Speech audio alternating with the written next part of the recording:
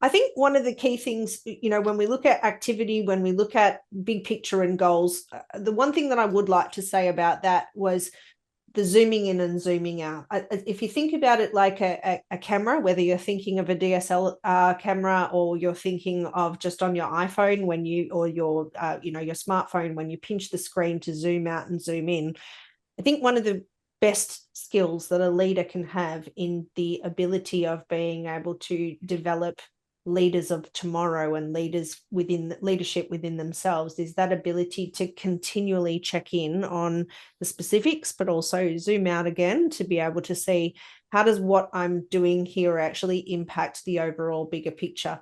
I know, Brad, this is a conversation that we've had, particularly in our multi-tiered leadership programs when we're working at, different levels of leaders, that this can be a talent that some people have naturally and some that others have to grow. Yeah, and again, I think what happens is it comes back down to that fundamentals of time. If you feel you're under the pressure and don't have time, you don't get a chance to stop and look at zooming out or zooming in to sort of look at what's going on there. We know that there's certain businesses that are very, very good with their reporting as far as data goes, but they run in their reports for the sake of running the report. They don't actually have a chance to look at, okay, what can I do with that? And that comes back down to that old fundamental of the 80-20 rule. And are you working on the business or in the business? Yes. And I think that zooming in and zooming out is a classic case of where you need to be working on the business. And if you're working in the business all the time, you got your blinkers on. You're right up, nose is right up close to the plexiglass. You can't sort of see where the opportunity is, and you're just running at speed to deal with the day-to-day, dying to get to Friday afternoon. Totally. And I think one other thing I want to add to that is that we can sometimes then lose track of, like, we don't know where the problem is until it's a really big problem. We had an example, one of the businesses we were working with recently, and a pretty senior leader that had been given direction to focus on building a particular area of the business operationally. And they were very focused on one key metric to measure. And so as they focused the entire team on building that one key metric, that number grew and they exceeded their goals in that area, and their margin tanked as a result of growing that one metric or that one number. And so if we think about this in the context of a leader being able to measure results, and you said it earlier, Brad, what got us to here, so the strategy that got us to here is not necessarily going to be the strategy that gets us to the next level. And that's relevant in your job, in your career, in your work, on the way in which you undertake projects, etc.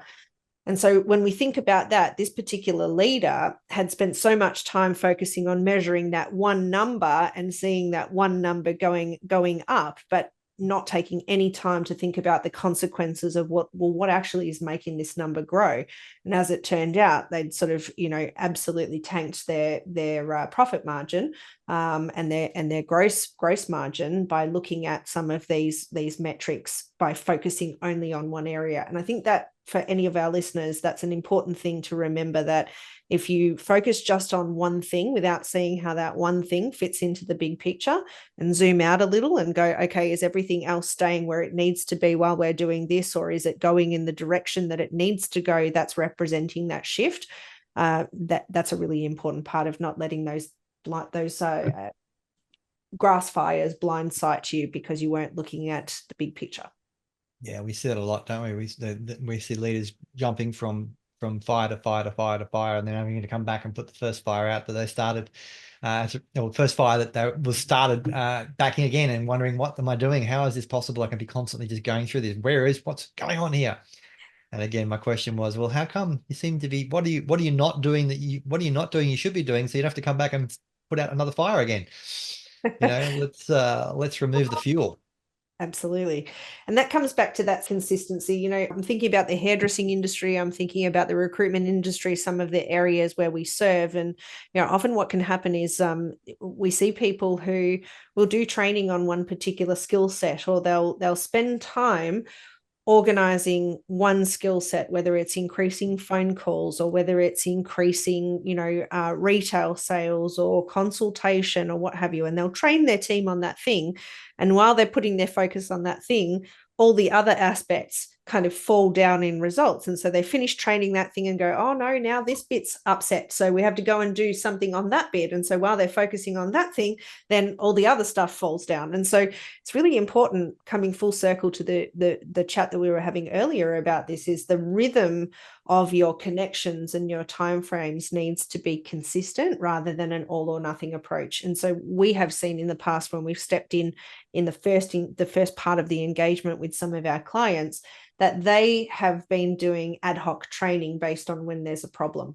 And so, bringing that rhythm around consistency makes sure that people are achieving mastery and flow, as opposed to this lumpy effort of, I've got to, fix this right now. Then, okay, we're exhausted, so we'll take a little rest. Now, this is broken. We've got to fix this, instead of just maintaining consistency across the board.